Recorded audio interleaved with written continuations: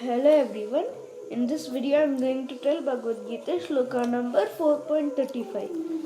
In the previous shloka the Lord advised Arjuna to learn the truth by approaching a spiritual master and to inquire from him submissively and render service unto him, and that the self-realized souls can impart knowledge unto him because they have seen the truth. Let us begin with this shloka. यज्ञात्वा न पुनर्मोहम् एवं यास्यसि पाण्डव येन भूतान्यशेषानि द्रक्ष्यस्यात्मन्यतो मयि. Yet, which, jnatva, knowing, da, never, puda, again, moham, to illusion, evam, like this, yashyasi, you shall go, Pandava, O son of Pandu, yena, by which, bhutadi, living entities, asheshadi, all, drakshasi, you will see, atmani, in the supreme soul, ata, or in other words, mayi, in me. The whole meaning is, having obtained real knowledge from a self-realized soul, you will never fall into such illusion. For by this knowledge you will see that all living entities are but part of the Supreme, or in other words, that they are mine. The result of receiving knowledge from a self-realized soul, or one who knows things as they are, is learning that all living beings are parts and parcels of the Supreme Personality of Godhead, Lord Sri Krishna. The sense of an existence separate from Krishna is called Maya. Ma, not, ya, this. The meaning of Maya is not this. Some think that we have nothing to do with Krishna, that Krishna is only a great historical personality and that the Absolute is the impersonal Brahman. Factually, as it is stated in the Bhagavad Gita, the impersonal Brahman is the personal effulgence of Krishna. Krishna, as the Supreme Personality of Godhead, is the cause of everything.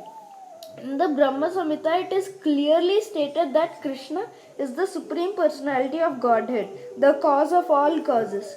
Even the millions of incarnations are only his different expansions. Similarly, the living entities are also expansions of Krishna. The Mayavadi philosophers wrongly think that Krishna loses his own separate existence in his many expansions. This thought is material in nature. We have experience in the material world that a thing, when fragmentally distributed, loses its own original identity. But the Mayavadi philosophers fail to understand that absolute means 1 plus 1 is equal to 1 and 1 minus 1 is also equal to 1. This is the case in the absolute world. For want of sufficient knowledge in the absolute science, we are now covered with illusion and therefore we think that we are separate from Krishna. Although we are separated parts of Krishna, we are nevertheless not different from him. The bodily difference of the living entities is Maya, or not actual fact. We are all meant to satisfy Krishna. By Maya alone, Arjuna thought that the temporary relationship with his kinsman was more important than his eternal spiritual relationship with Krishna. The whole teaching of the Gita is targeted toward this end, that a living being, as Krishna's eternal servitor, cannot be separated from Krishna, and his sense of being and identity apart from Krishna is called Maya.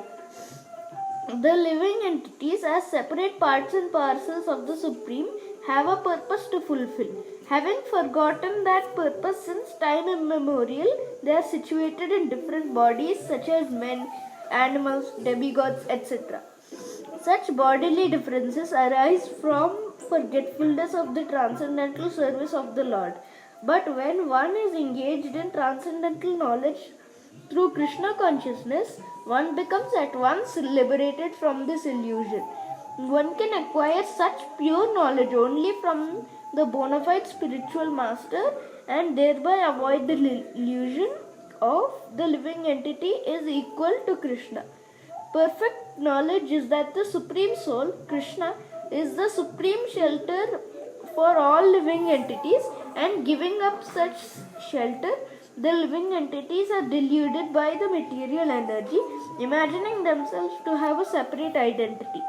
Thus, under different standards of material identity, they have become forgetful of Krishna.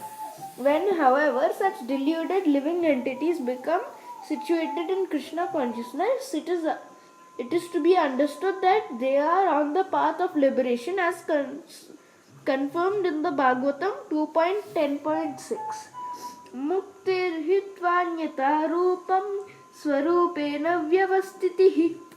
Liberation means to be situated in one's constitutional position as an eternal servitor of Krishna consciousness.